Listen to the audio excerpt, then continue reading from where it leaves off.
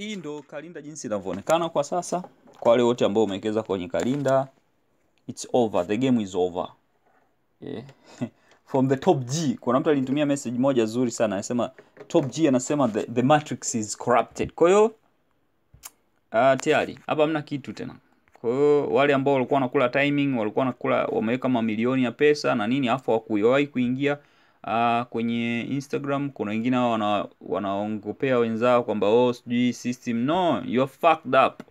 System imesha nani, kama kuna nini kutengeneza kuama, walishaama wiki kama 2 zilizopita, mwezi wa ngapi, wa 9 yes, wa 9 waliama. Kwa sasa hizi hawami tena, hamna kitu.